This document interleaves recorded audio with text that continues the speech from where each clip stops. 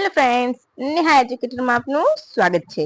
આજે હું તમારા માટે લઈને આવી છું 18 એપ્રિલ 2026 ના મહત્વના કરંટ અફેર, જે તમારી આવનારી પરીક્ષામાં તમને ખૂબ ઉપયોગી થશે। પછી ભલે એ પીએસઆઈ ની હોય, જીસી ની હોય કે કોઈ પણ ગુજરાત ગવર્મેન્ટની એક્ઝામ હશે, તમને વિધાન વાક્યમાં પણ મદદરૂપ થશે। વન લાઇનર હશે તો વન લાઇનરમાં, પરંતુ એ પહેલા શું કરવાનું છે, તમારે વિડીયોની લિંકને મિત્રો સાથે શેર કરવાનું છે। વિડીયોની પીડીએફ તો ઓલવેઝ તમને મળે જ છે, અને હા, વિડીયોને લાઈક કરવાનું પણ ભૂલતા નહીં। અને તમારે કોઈ સબ્જેક્ટ વિશે માહિતી જોઈતી હોય તો મને કહેજો, I am ready for you. Okay friends, તો ચાલો હવે આપણે બિલકુલ પણ સમય બગાડ્યા વગર આપણા પ્રથમ પ્રશ્ન તરફ જતા રહીશું। નમામિ ગંગે કાર્યક્રમ હેઠળ ગંગા નદીના પર્યાવરણ અને જૈવ વિવિધતાને જાળવવા માટે કેટલી માછલીઓની પસંદગી કરવામાં આવી છે? Option A 6, option B 5, option C 4, option D 10। હવે આજનો વિડીયો તમે જરૂર સુધી જોજો, તમને ખરેખર ખૂબ ફાયદો થશે। એમાં પણ છેલ્લે સુધી જોશો તો તમને કંઈક નવું જાણવા મળશે।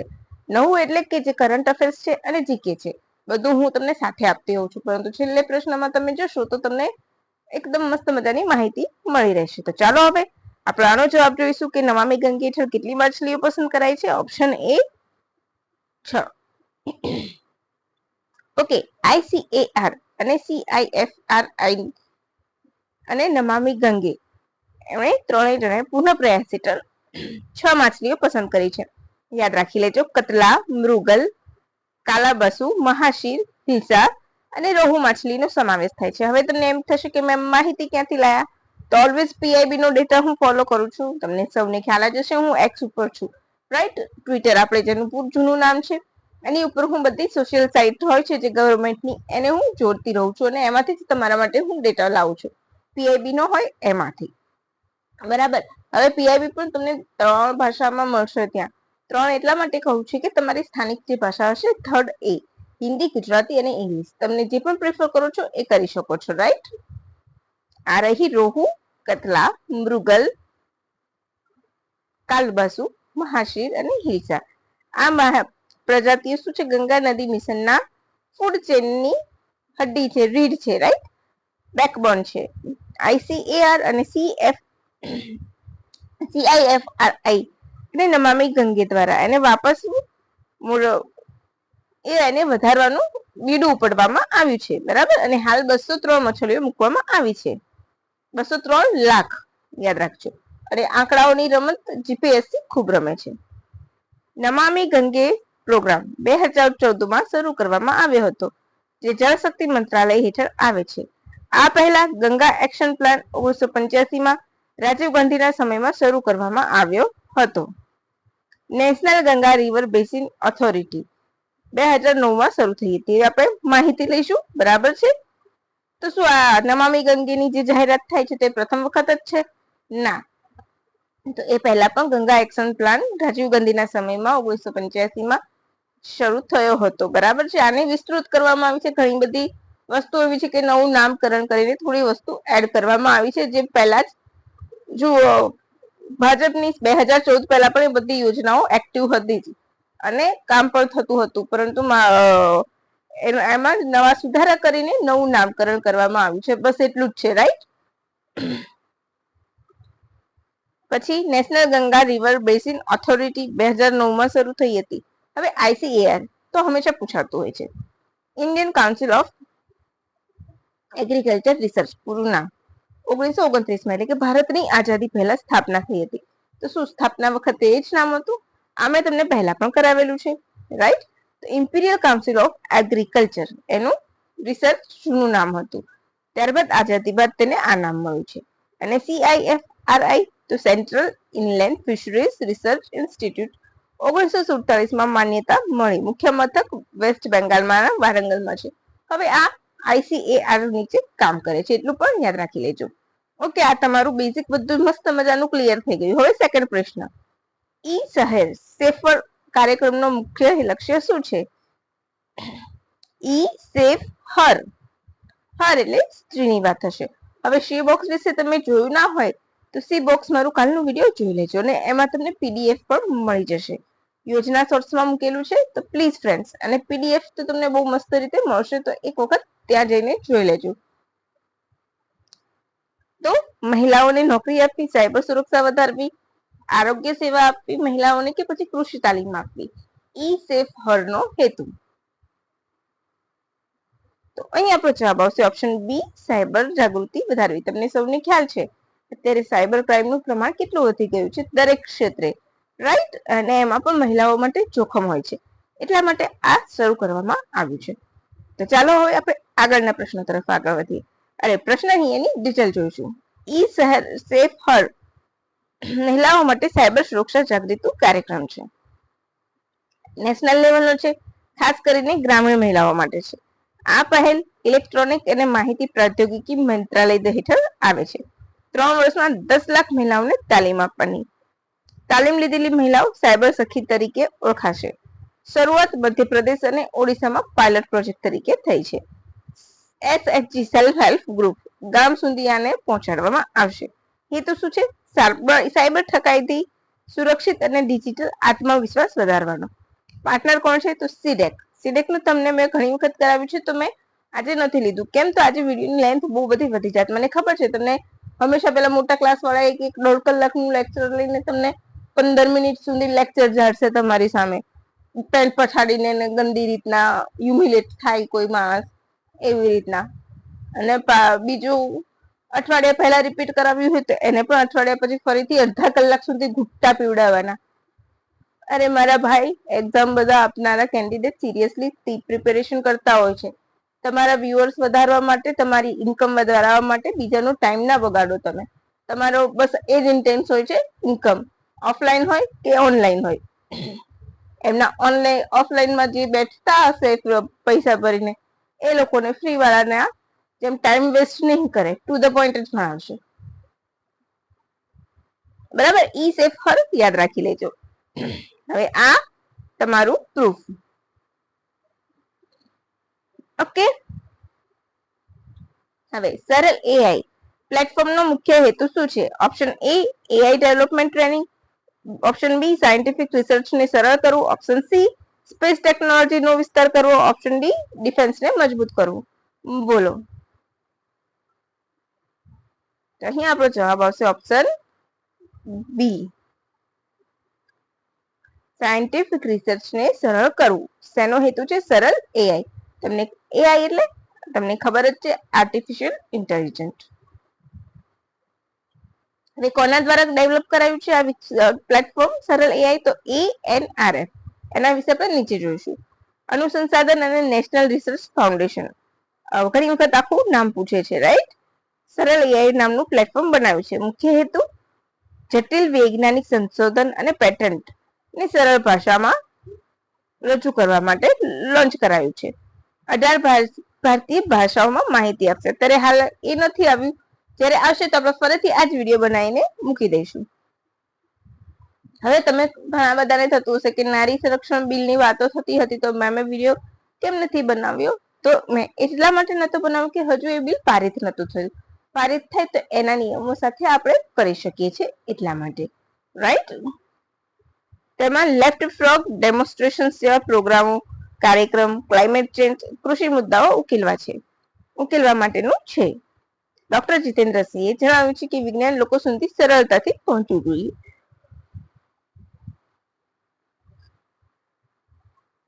આ તમારું પ્રૂફ. ઓકે. હવે ચોથું, સુપરસેલ સાથી એપ કોણે લોન્ચ કરી છે? Option A, SBI. Option B, LIC. Option C, HDFC. Option D, આરોગ્ય મંત્રાલય. બોલો. તમને ખ્યાલ હોય તો બોલો.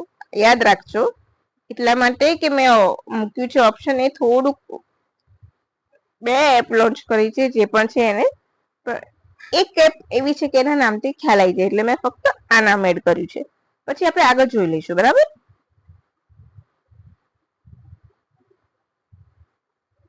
બોલો, ખ્યાલ હોય તો.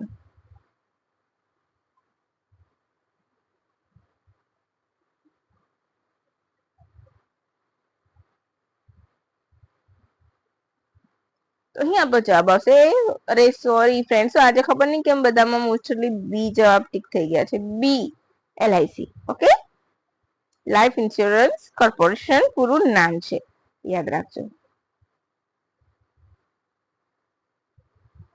હવે કઈ એપ લોન્ચ કરી છે? તો એલઆઈસી દ્વારા માય એલઆઈસી અને સુપર સર્વિસ સાથી મોબાઈલ એપ લોન્ચ કરવામાં આવી છે.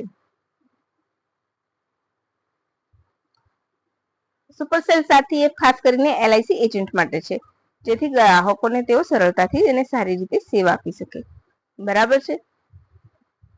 આ એપ મેનેજમેન્ટ એજન્ટોને marketing insights, real time policy status tracking and performance જેવી સુવિધાઓ ડિજિટલી પૂરી પાડશે. આમાં એઆઈ આધારિત સંકેતોનો ઉપયોગ કરવામાં આવ્યો છે, જેથી ગ્રાહકોને સમજવામાં અને સારી સેવા આપવામાં મદદ કરશે.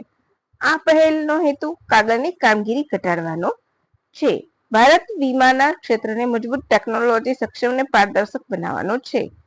એલઆઈસી એ ગ્રાહકો અને એજન્ટોના અનુભવને બહેતર બનાવવા માટે મોબાઈલ એપ્સ માય એલઆઈસી અને સુપર સર્વિસ સાથે લોન્ચ કરી છે. કોના દ્વારા લોન્ચ કરી છે? તો નાણાકીય સેવા વિભાગના સચિવ એમ નાગરાજુ દ્વારા લોન્ચ કરવામાં આવી છે. આ તમારું પ્રૂફ. હવે એલઆઈસી તો મુંબઈમાં એનું મુખ્ય મથક છે. 1 સપ્ટેમ્બર 1956 ના રોજ સ્થાપના થઈ હતી. યાદ રાખી લેજો, કદાચ હું ભૂલી ગઈ લખાવાનું અહીંયા.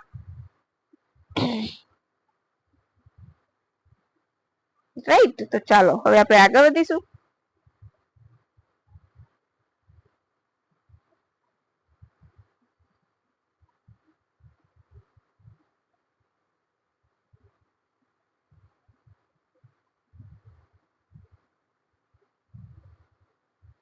હવે આજનો છેલ્લો પ્રશ્ન છે, પણ આમાં તમને બધી બહુ જ મસ્ત મજાની માહિતી મળશે. આ પ્રશ્ન બિલકુલ બી સ્કીપ ના કરતા. દર વર્ષે વિશ્વ હિમોફિલિયા દિવસ ક્યારે ઉજવવામાં આવે છે? બોલો. Option A 14 April, option B 15 April, option C 17 April, option D 18 April. બોલો. તો અહીં આપણો જવાબ શું આવશે? 17 April. Right. World hemophilia day. 14મી એપ્રિલે શું હતું? બાબા સાહેબ આંબેડકરનો જન્મદિવસ. 15 એપ્રિલ વર્લ્ડ આર્ટ ડે, વિશ્વ કલા દિવસ. અને 18 એપ્રિલ એટલે કે આજનો દિવસ તો વર્લ્ડ હેરિટેજ ડે છે. આટલી માહિતી તમારે યાદ રાખી લેવાની છે. બરાબર. બધા દિવસ તમારા કન્ફર્મ થઈ ગયા. હવે આપણે 17 એપ્રિલ તો શું છે? Haemophilia day. કેવો રોગ છે? રક્તને લગતો રોગ છે, રક્તસ્રાવ સંબંધિત. જેનેટિક રોગ કહેવાય છે. લોહી યોગ્ય રીતે જામતું નથી, એટલે કે બ્લડ ક્લોટિંગની સમસ્યા થાય છે અને એમનું બ્લડ થોડુંક વાગે તો પણ લોહી ખૂબ ઝડપથી વહે છે. શરીરમાં ક્લોટિંગ ફેક્ટર એટલે કે ફેક્ટર, હવે જો રોમન નંબર છે વી એટલે 5 અને આ 3 છે. રોમન નંબરમાં 3 થી વધારે વખત નંબર રિપીટ ન થાય. તો 5 + 3 8 એટલે કે 8 અને ફેક્ટર 9, x એટલે 10 અને આગળ આવી છે એટલે 10 - 1 એટલે 9. એ રીતના મોટા નંબર હોય એના અમુક નંબર આપેલા હોય. રોમન નંબરમાં કેવું હોય છે કે અમુક તમને નંબર્સ આપે ને તો એના નંબર ઉપર જેમ કે 11 હોય તો 10 નું x થાય, અને 12 આપ્યો હોય, 12 નંબરના રોમન નંબર લખવું હોય આપણે તો એવી રીતે લખાશે. કેવી રીતે? કે 10 નું 12 હશે તો એને આપણે યાદ રાખવું પડશે કે 10 નું x છે અને 2 નંબર, તો 2 નંબર એટલે 2i એટલે 10 + 12 તો x + i 2 વખત તો એ 12 બની ગયું. આ રીતના રોમન નંબર્સ બને છે. રાઈટ. તો યાદ રાખી લેજો.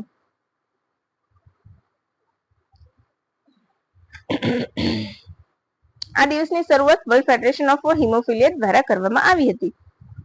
17 એપ્રિલ કેમ? તો આ દિવસે આ સંસ્થાના સ્થાપક ફ્રેન્ક સ્ટ્રેબલ નો જન્મદિવસ છે અને એમની યાદમાં આ દિવસ ઉજવવામાં આવે છે. સ્ત્રીઓ એની વાહક હોય છે, મોટા ભાગે પુરુષોમાં જોવા મળે છે. એ પણ યાદ રાખજો. પછી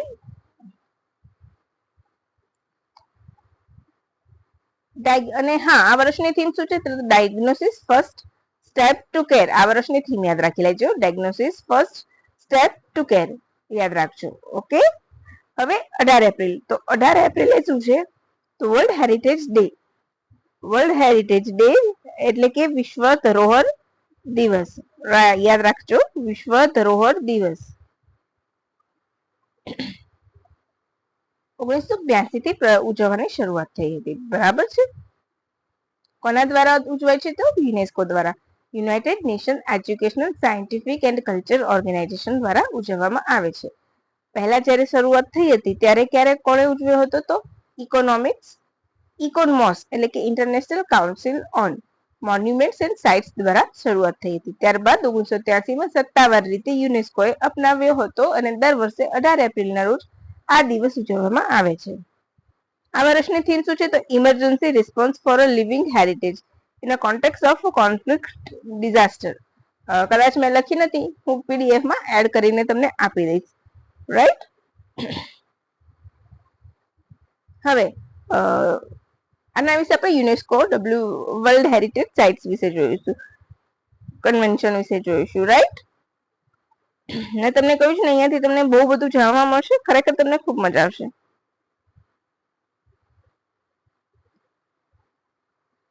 તો યુનેસ્કોની વર્લ્ડ હેરિટેજ કન્વેન્શનનું 46મું સેશન ભારતમાં પ્રથમ વખત 2024 નવી દિલ્હીમાં મળ્યું હતું. તેમાં આસામના મોરાઈતમ ને 43મી હેરિટેજ સાઇટ તરીકે એડ કરવામાં આવી હતી. બરાબર. અને આ ક્યારે બન્યું હતું? તો 1972માં, અને ભારત 77માં જોડાયું હતું. અત્યારે હાલ ભારતમાં કેટલી હેરિટેજ સાઇટ છે? 14 હેરિટેજ સાઇટ, અરે સોરી 14 નહીં, 44 હેરિટેજ સાઇટ છે. ભૂલથી બોલાઈ ગયું છે, માફ કરશો. કુલ ભારતમાં 44 વર્લ્ડ હેરિટેજ સાઇટ છે. રાઈટ. અને ભારત એની સાથે છઠ્ઠું છે. હવે તમને ખ્યાલ હશે કે આપણે બે મૂર્ત અને અમૂર્ત શીખીએ છીએ. રાઈટ. તો એનું મને તમને ડિફરન્સ આપેલું છે કે અમૂર્ત વારસામાં કેટલી છે? તો 16 છે, અને અહીંયા 44 છે. બંનેની પ્રથમ, લેટેસ્ટ એ બધું આવશે. બંનેના સેશન ક્યારે કયા વર્ષે ભારતમાં મળ્યા હતા એ પણ તમને મળી રહેશે માહિતી અહીંથી. 2025માં મહારાષ્ટ્ર અને તમિલનાડુમાં આવેલા મરાઠા લેન્ડસ્કેપને 44મી હેરિટેજ સાઇટ તરીકે સ્થાન મળ્યું. આ 12 કિલ્લાનો સમૂહ છે. બરાબર છે. હવે તમારે ઇનહેરિટેજ સાઇટ તો એના વિશે માહિતી જોઈતી હોય તો મેં ઓલરેડી આના વિશે ઇન્ટેન્જિબલ સાઇટ માટે વિડીયો બનાવેલો છે WHO ની. એમાં 16 એ સાઇટ છે ને 44માં, અને નવી 44 છે એમાં છેલ્લી કઈ છે એના વિશે મેં મસ્ત મજાની માહિતી આપી છે. તો તમે ત્યાં જઈને જોશો ને મારા વિડીયો પ્રીવિયસમાં, તો તમને મળી રહેશે. તો પ્લીઝ એક વખત એ પણ જોઈ લેજો. તો તમારી 16 હેરિટેજ સાઇટ તમારી ડિસાઇડ થઈ જશે એટલા માટે. અને તમારે 44 હેરિટેજ સાઇટ વિશે વિડીયો જોઈતો હોય તો પ્લીઝ મને કમેન્ટ કરજો, તો હું બનાવીશ. કારણ કે મને ખ્યાલ આવે છે કે હવે લોકોને મોટા ક્લાસમાં મોટી મોટી પેનો પછાડીને વિયર્ડ રીતે લોકોને અપમાનિત કરીને બોલે ને એવા વિડીયો વાળા લોકો ખૂબ પસંદ છે. તો મને એવું લાગે છે કે મારા જે 4 કે 5 જણા હશે ને કહેશે ને કમેન્ટ કરીને, તો હું એ લોકો માટે પણ બનાવીશ. કારણ કે મને પેલા લોકોથી ફેર નથી પડતો. રાઈટ. જેને સારું બહારનું પેકેજિંગ જોઈને જ ગમતું હોય છે હંમેશા, અને મારો પોતાનો અનુભવ છે એટલા માટે કહું છું કે હું એટ્રેક્ટ થઈને જઈએ છીએ ને કશું જ હોતું નથી, ખાલી પૈસા ખંખેરતા હોય છે. હવે વર્લ્ડ હેરિટેજ કન્વેન્શન આપણે એના વિશે જોયેલું કે 72માં બનાવવામાં આવેલા આંતરરાષ્ટ્રીય કરાર છે. ભારત 77 સપ્ટેમ્બર 77માં જોડાયું. હાલમાં 44 મૂર્ત હેરિટેજ સાઇટ, અમૂર્તમાં 16 સાઇટનો સમાવેશ થાય છે. સૌથી છેલ્લે દિવાળી જોડાઈ હતી. તો હવે જે કન્વેન્શન યોજાય છે એ અહીંયા યોજાયું છે ભારતમાં. યસ. પહેલા તો આપણે એના વિશે જોઈ લઈએ. વર્લ્ડ હેરિટેજ સાઇટ માટે 1972માં બન્યું, અને અમૂર્ત વારસા ઇનટેચેબલ માટે 2003માં. આ તફાવત યાદ રાખજો. ભારત એકમાં 1977માં જોડાયું અને એકમાં સપ્ટેમ્બર 2005માં. ઇનટેચેબલમાં પ્રથમ વખતે વર્લ્ડ હેરિટેજ સાઇટનું 46મું સેશન યોજાયું હતું નવી દિલ્હી 2024 ભારત મંડપમ ખાતે. અને ઇનટેચેબલ હેરિટેજ સાઇટનું 2000 હમણાં જ 25માં યોજાયું હતું. 2025માં યોજાયું હતું 20મું રેડ ફોર્ટ ખાતે નવી દિલ્હી. અહીંયા હું સાલ એડ કરી દઈશ, મેં સાલ એડ નથી કરીને. ઓકે, અહીંયા હું 2025 મૂકી દઈશ. બરાબર છે. અચ્છા, તો પ્રથમ હેરિટેજ સાઇટ કઈ હતી મૂર્ત વારસામાં? અજંતા ઇલોરા, આગ્રાનો કિલ્લો, તાજમહેલ 1983માં. જ્યારે યુનેસ્કોમાં ઇનટેચેબલમાં 2008માં કેરળનું કુટ્ટિયમ નાટ્યકલા છે 40 દિવસની. તમારે આ વિડીયો ખરેખર તમે ઇનટેચેબલ સાઇટનો વિડીયો નેહા એજ્યુકેટર ઉપર જોશો ને તો તમને બહુ જ મજા આવશે. અને ભારતની છેલ્લી જોડાયેલી સાઇટ કઈ છે વર્લ્ડ હેરિટેજ? તો મહારાષ્ટ્ર, તમિલનાડુમાં મરાઠા લેન્ડસ્કેપ. જ્યારે અહીંયા ઇન્ટેજિબલમાં દિવાળી. હવે ભારતની કુલ કેટલી સાઇટ છે? 44. પેરિસ એસોસિએશનમાં 47મું સેશન હતું, એમાં છેલ્લે 44મી ઉમેરાઈ. 16મું સેશન 16મી સાઇટ 20મા સેશનમાં નવી દિલ્હી ખાતે એડ થઈ. તો આ તમારું મસ્ત મજાનું ટેબલ. હવે તમને નથી લાગતું કે મેં તમને ખૂબ ઈઝી કામ કરી આપ્યું છે? તો પ્લીઝ એક લાઈક તો આપી દો. પછી સૌથી વધુ સાઇટ ચીન, ત્યારબાદ તુર્કિયામાં છે, રાઈટ? વર્લ્ડ હેરિટેજ સાઇટમાં હવે આ ઇન્ટેજિબલ ની વાત થાય છે, બરાબર છે? ચીન અને તુર્કીએ. વર્લ્ડ હેરિટેજ સાઇટમાં પ્રથમ ઇટલી, બીજું આમાં મારાથી ભૂલ થઈ છે. ભારત બંને યાદીમાં છઠ્ઠા ક્રમે છે. હું જરાક તમને કરેક્શન કરીને કહી દઉં છું, બરાબર?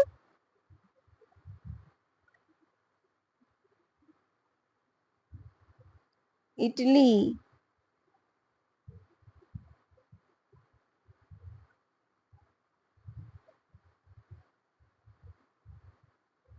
મને ખ્યાલ છે ને ત્યાં સુધી અહીંયા, હા, ઓકે. તો ચાલો હવે ફ્રેન્ડ્સ, આ હું તમને જરાક કરેક્શન કરીને કહીશ. હું બોલીને તમને માહિતી આપીશ તો ખોટી પડી શકે છે, રાઈટ? પરંતુ સૌથી વધુ સાઇટ ચીન અને તુર્કીએ છે, એ યાદ રાખજો, બરાબર છે? તો ચાલો ફ્રેન્ડ્સ, રજા લઈશું. અને આજનો વિડીયો પસંદ આવે તો વિડીયોને લાઈક કરવાનું ભૂલતા નહીં, વિડીયોમાં કમેન્ટ કરવાનું ભૂલતા નહીં, વિડીયોની લિંક મિત્રો સાથે શેર કરવાનું ભૂલતા નહીં, અને વિડીયોની પીડીએફ ડાઉનલોડ કરવાનું પણ ભૂલતા નહીં. તો ચાલો friends, thank you for watching my video and have a good day.